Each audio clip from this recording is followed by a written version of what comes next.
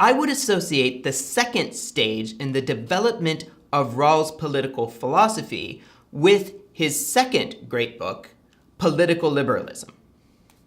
Actually, that's an oversimplification.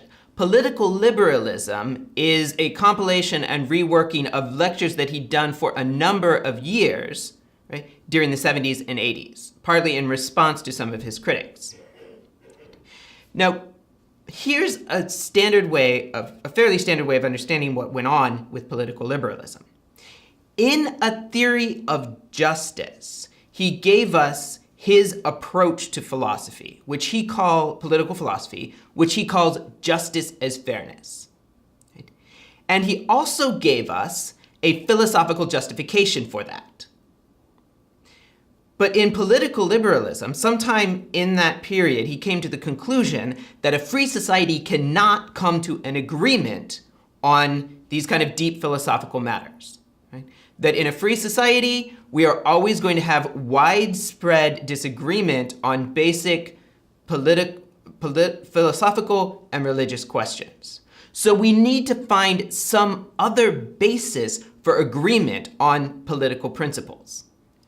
Now, he's not rejecting justice as fairness. He still advances these principles, right? But a couple things happen. One, he doesn't advance them as the single true or right set of political principles, right? He presents them, it's the ones he believes in, right? But they have a somewhat more modest place at this point, right?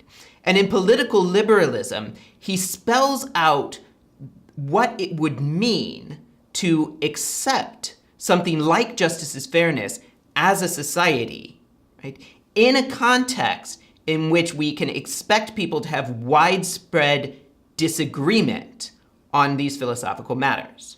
So in this understanding what he's doing, it's like he said, okay, what I said in defense, my justification for justice as fairness in my first book may very well be true. It's not like he's saying it's no longer true, but he doesn't think that we can expect everyone to agree with him on these points. So we have to find another basis for coming to an agreement on a political philosophy. Okay?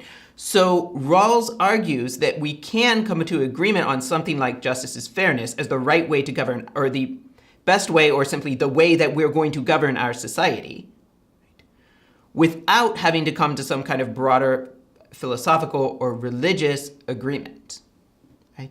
And political liberalism works out how that's possible.